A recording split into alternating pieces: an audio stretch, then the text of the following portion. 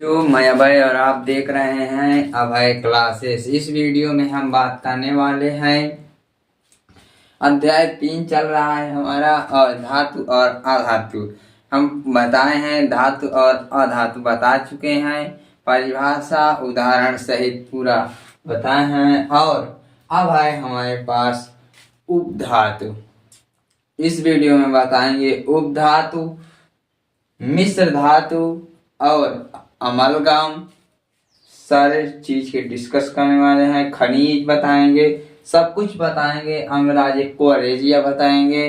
ठीक है, तो चलिए देखते हैं क्या है प्रश्न हमारे पास कि उपधातु किसे कहते हैं। क्या है कि उपधातु किसे कहते हैं। जरा ध्यान से देखो मेरे प्यारे बच्चों कि उत्तर क्या है इसका। उत्तर क्या है इसका, चलो देखते हैं। कुछ तत्व ऐसे होते हैं जो धातु और अधातु, कह रहे हैं कि कुछ तत्व ऐसे होते हैं जो धातु और अधातु दोनों के दोनों के गुणों को प्रदर्शित करते हैं। दोनों के गुणों को प्रदर्शित करते हैं, उपधातु कहलाते हैं। क्या करते हैं, तो कुछ तत्व तो ऐसे होते हैं जो धातु और अधातु दोनों के गुणों को प्रदर्शित करते हैं, उपधातु कहलाते हैं। जैसे arsenic S, antimony S B.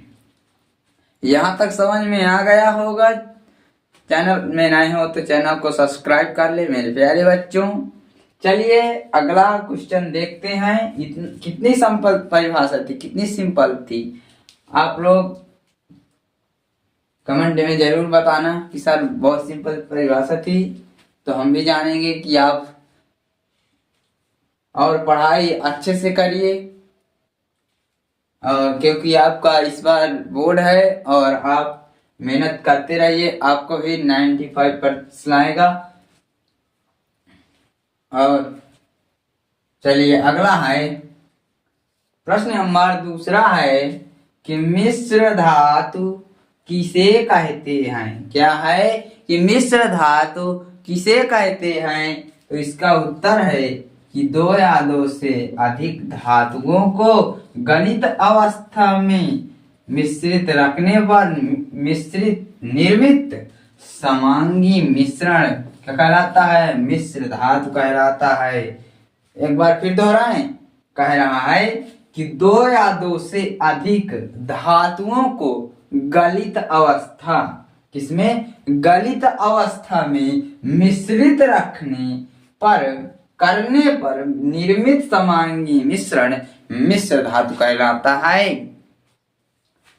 जैसे इसका उदाहरण क्या है, जैसे Cu तथा Zn के मिश्रण से पीतल बनता है। क्या बनता है, पीतल बनता है। ठीक इसी प्रकार Cu तथा Sn, Cu 88% और Sn 12% के मिश्रण से क्या बनता है, कांसा बनता है। यहाँ तक समझ में आ गया होगा। चलिए अब अगला देखते हैं, अमलगम किसे कहते हैं। क्या है, अमलगम किसे कहते हैं। क्या है, अमलगम किसे कहते हैं। उत्तर है इसका कि कुछ धातुएं जैसे ACU कह रहा है कि कुछ धातुएं, क्या, कुछ धातुएं जैसे Cu तांबा, क्या होता है, तांबा।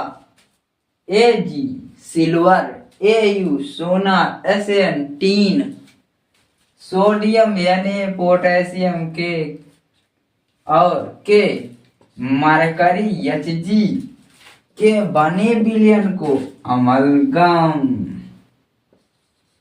क्या, अमलगम कहते हैं। क्या कहते हैं, अमलगम कहते हैं।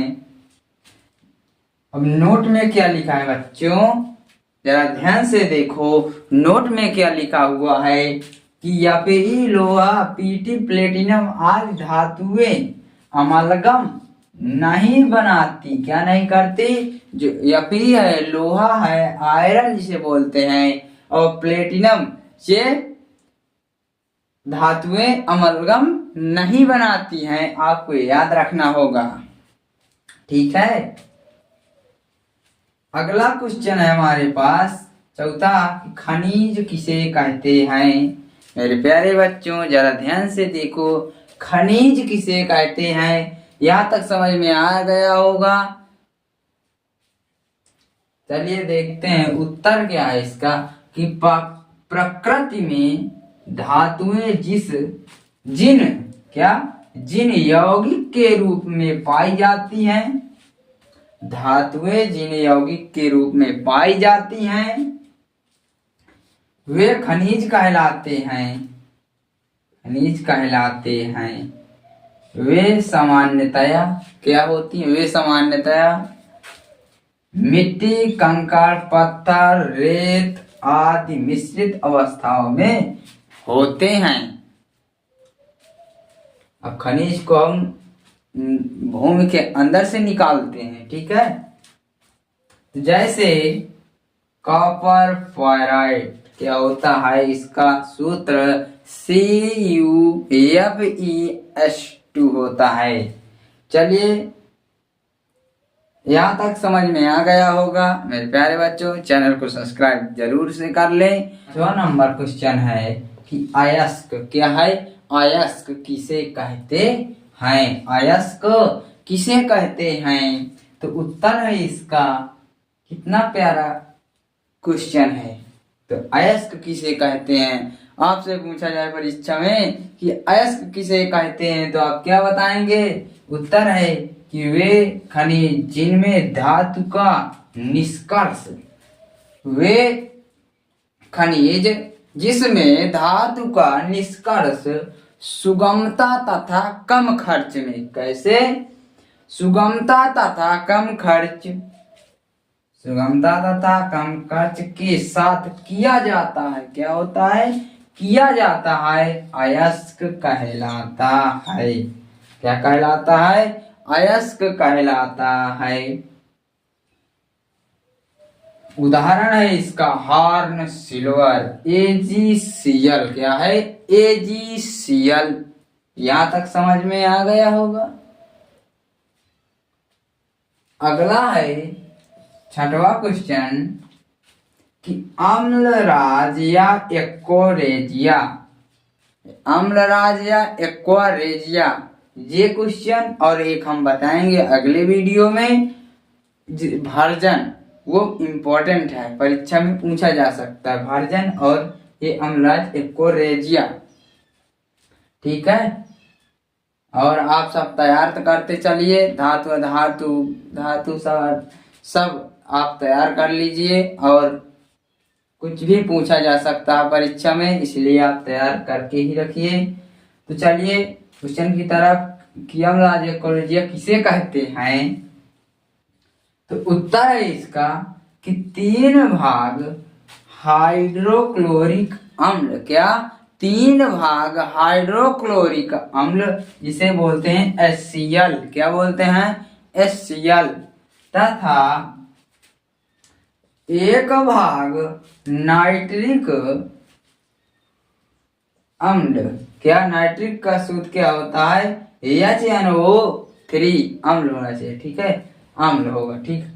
अम्ल के क्या, अम्ल के मिश्रण को अम्लराज या एक्वरेजिया कहते हैं या कहलाता है, ठीक है। यहाँ तक समझ में आ गया होगा। चैनल को सब्सक्राइब और लाइक करना ना भूलें।